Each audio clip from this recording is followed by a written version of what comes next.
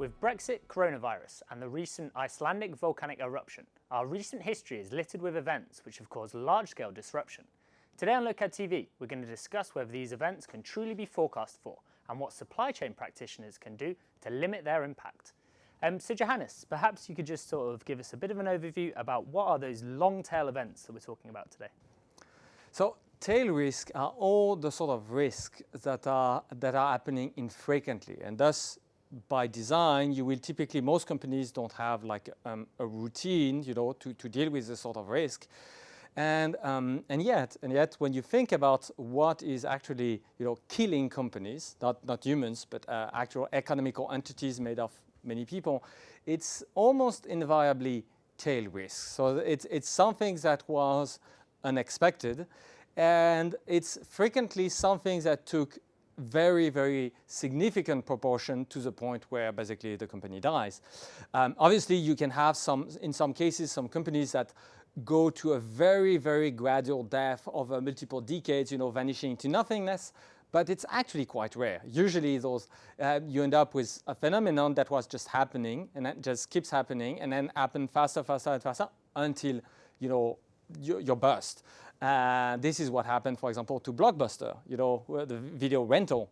It was like Netflix was a non-issue until it wasn't. But the disaster just unfolded in a couple of years. So it was like a disaster in a slow motion. And this is what tail risks are about. I would say, it's extreme events which are very improbable at any point of time. But if you play an iterated game, and by the way, supply chains are all about iterated games, so it's about repeating over and over the same thing, the same cycle, the same production cycle, distribution cycle. If you play the game long enough, even something that is that appears to be exceedingly improbable, such as something that happened only once per century, will come to fruition. So basically it doesn't, so that's, and back to your initial question about the forecast, that's interesting about tail events, is that you kind of don't care about the forecast. You just know that if the probability is like non-zero, you're not like something that is almost, I would say impossible, just like you getting through a door through quantum tunnel effect, that's a sort of impossibility, super improbable. Then you know that playing the game will, at some point, your company will face tail events. Okay, we kind of mentioned it in the introduction there. We're talking about those sort of Black Swan scenarios that occur maybe once in a decade or something like that. What have you noticed by how sort of people kind of approach these scenarios? The first thing, it's very common, is that usually it's denial, wishful thinking, and general unpreparedness. And it's very funny because when it comes to, I would say, when it comes to large organizations, and by the way, companies who operate supply chains are almost invariably large. You don't operate, a supply chain from your garage. So those companies are invariably large, and it's intriguing. I think the larger the company, the more usually difficult it is to kind of assess tail risk, just because it's kind of the opposite of what you get from I would say design by committee, or when you want to have like consensus. Consensus is always going to be, oh, this thing is like super improbable, we don't need to deal with that. Obviously, if you take an average survey, most people would not even be aware of the risk. So if you do an average of the opinions of people in a company, basically the dominant answer will always be, no, this is way too improbable for happening in the first place, so we don't care. So that's where I would say in general, companies have hard time to even start approaching those risks, just because it's very difficult. And by the way, you have to think that in a company, there are actually very few people that actually truly care about the long-term survival of the company. It's very hard. It's literally, most people, if you ask, cannot say, could you project yourself in this company 10 years from now? And most people that are employees just would say, well, no, I've never stayed in a company, more than 5 years in my entire career. So projecting myself, a decade ahead is very, very difficult. So you see, it's this sort of situation. How do you approach tail risks that happen once a decade when your workforce is dominantly made of people who are not even staying, 3 years in your company? Okay, so what can those companies do in order to kind of mitigate for that risk then? So first is to acknowledge these sort of problems. And usually it's not going to be a committee, so it's not a vote. You need to have like strong leadership and then to identify them. And most of them are not that, hard to difficult to guess, Usually it's more obvious than people would expect. It's interesting when you think about people who were really doing, I would say, smart risk assessment. There are some TED shows from Bill Gates from 5 years ago, where basically Bill Gates, for his foundation, Bill and Melinda Gates, was actually saying, what do we consider as the most, I would say, life-threatening risks that we are seeing for the world today. And basically they were literally, Bill Gates was on stage 5 years ago staging, a flu-like virus is probably one of the biggest concern that the world is facing right now. He was saying that 5 years ago. So you see, it's not an accurate forecast. Bill Gates was not like able to say 2020 will be the year of the problem. But basically anybody who had looked at history knew that this sort of flu-like problems, they have happened in the human history basically a couple of times per century. And that has been probably going on for actually centuries. Okay, but that's sort of one side of things then, I guess, is acknowledging that these rare scenarios might actually occur. But then I guess the other side is kind of forecasting for these scenarios and forecasting the impact. I mean, they're so sporadic. Is this something that we can even begin to do? So first, I think the problem is wrong. I mean, you don't want to forecast, you know that they will happen. It's an iterated game. It doesn't matter. And that's a fallacy when people want to forecast, and that's in a sense, I think that's also why Lokad, when we advocate, things like probabilistic forecasting, is so hard to understand, is that that if you have a non-trivial probability, it doesn't matter if your estimate is very incorrect. If you are taking, if you say, oh, there is only 0.1% chance that this thing will kill me, but you are playing the game every single day, in 3 years you're dead. Doesn't matter if your forecast is correct, incorrect, or if it's you need to think of ways so that you need to assess the probabilities of those tail risks, so that at least you can have like a rough prioritization. Is it something that has a chance in 1 million or a chance in 1,000? You need to be able to have like relative scales of the problem. And then it's all about what can you do to prepare your company for this event that will happen. So you see, forecasting is just, especially probabilistic forecasting, is just about having the right level of prioritization between competing risks. Just because you have usually there are not one thing that threatens your continued existence. You typically have like a whole series of risks, so you need to prioritize because your resources are finite. Okay, so what we're sort of saying there is, even though there's a very slim chance that something will happen, because it's iterative and we're playing this game every day, the chances are it will happen at some point kind of in the future. It's not it will happen, it's like there is a probability 1. Yeah. That's something that people don't understand, is that if you have something that has only a chance of 1,000 of happening, if you play this game every day, it will happen with near perfect certainty within the next 2 decades. It will happen with probability 1. Okay. So you see, that's the trick, is that if it's iterated, even if it's tail, it will happen. So the forecasting is not to assess whether the risk exists or not. The forecasting is just to balance your competing investment in preparing for the risk. Okay, it's a very kind of scary prospect, isn't it, saying that it will happen? Obviously, probabilistic forecasts are one way of approaching this. Is there any other methodologies kind of out there that also take into account these kind of scenarios?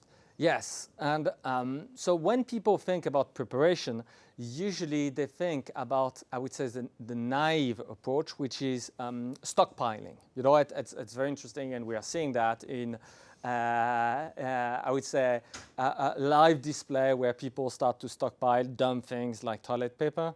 And I would say stockpiling is a very expensive, mechanism.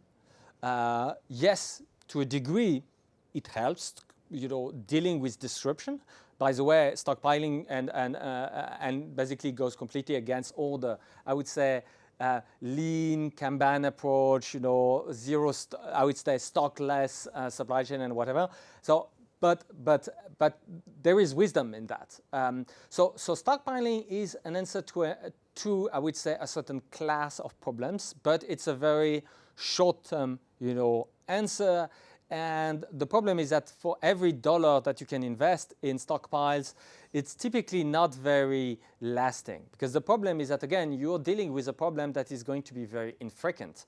So even if you stockpile, and by the way, that's a problem that armies are facing, is that armies have huge stockpiles, but the problem is that they need to replenish those stockpiles all the time, and that's a very expensive process, just because stocks don't last forever. Things have a shelf life, products degrade, plastic degrades. I mean, there is very few things that you could put in a closet and goes back 1 decade later and it will work. If you put a car, in a cave and you come back 2 decades later, your car will not start.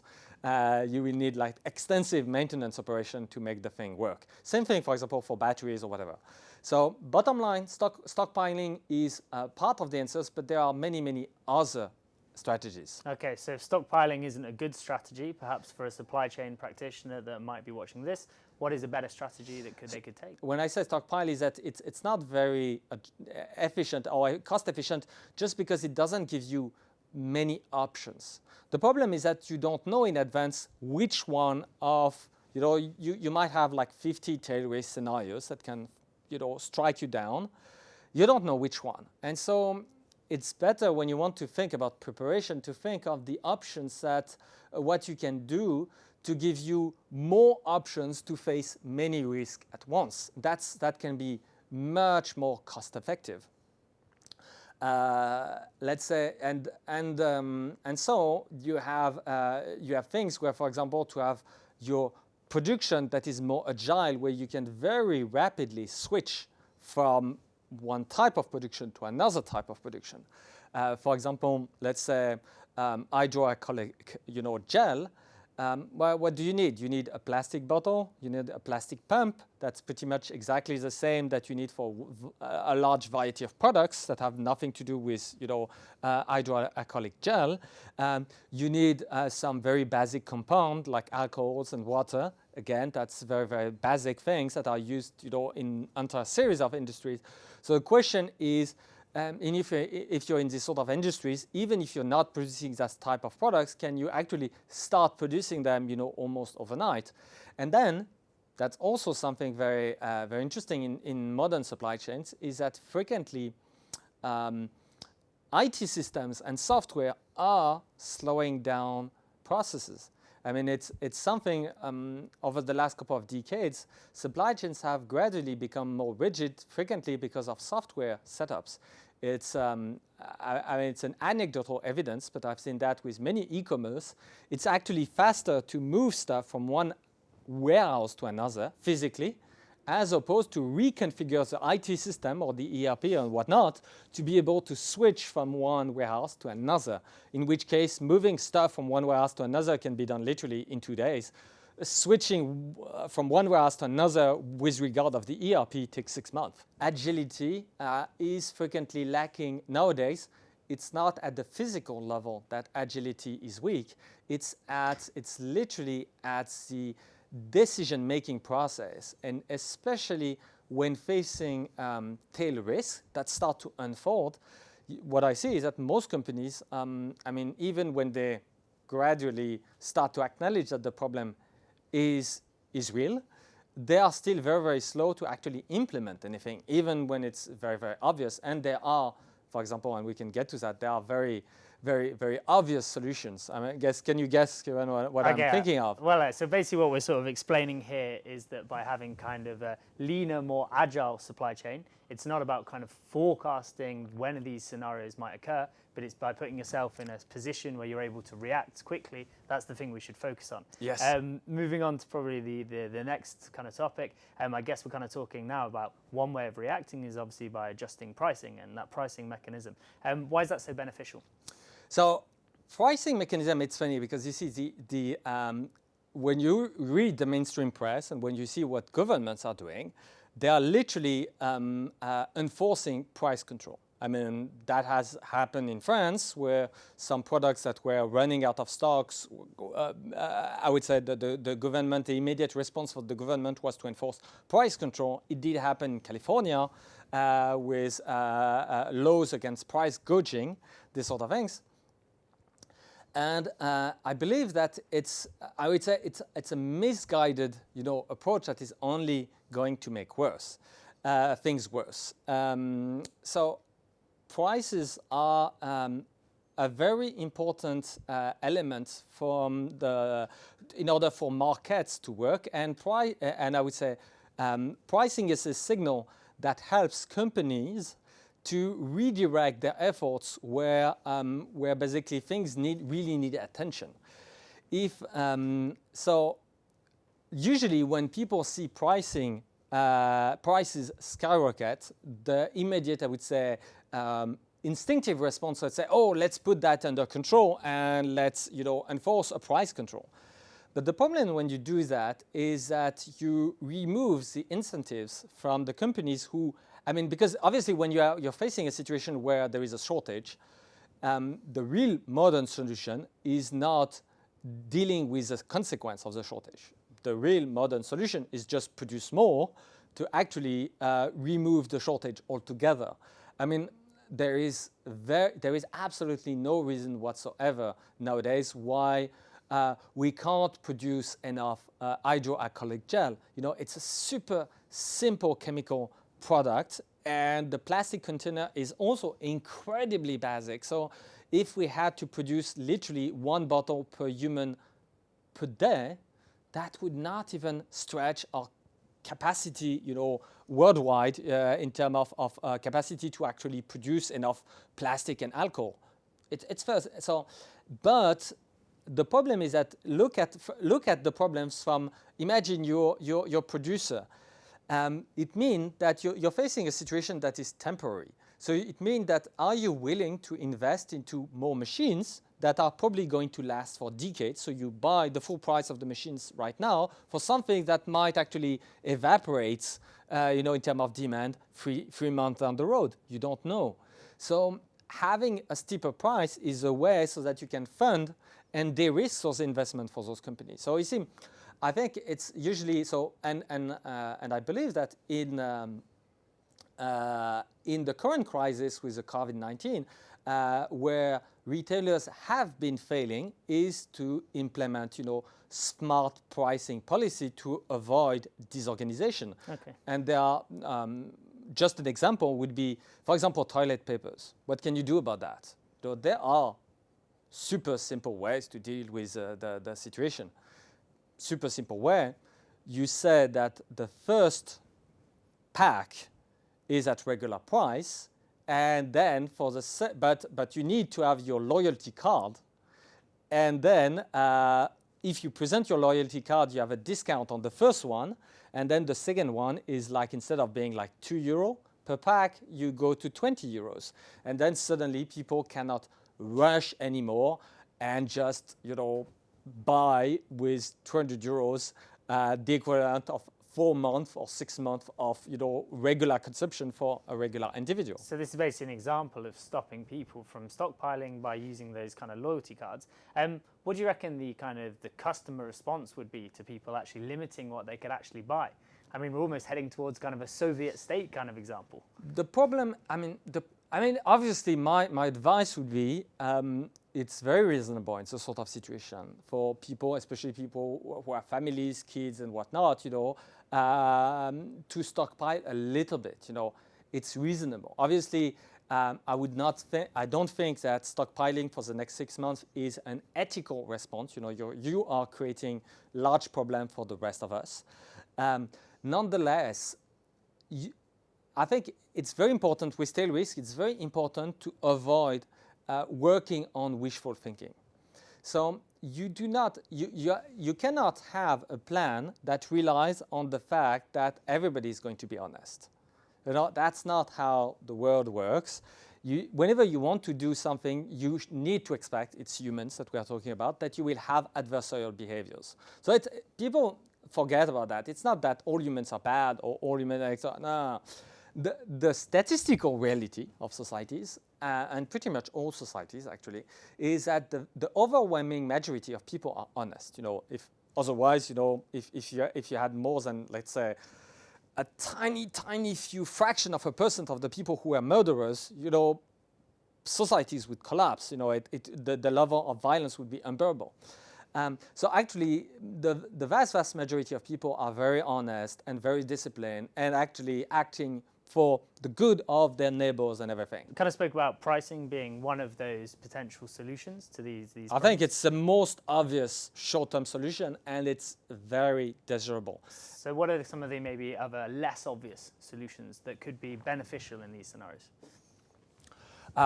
Less obvious solutions would be to directly decide, for example, to stop producing stuff.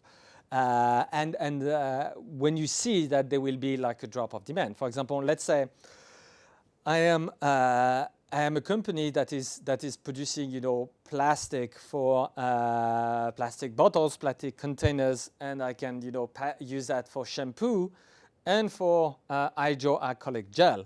If we come back to always the same example, well, at some point you need to take very steep decision and say, when should I actually stop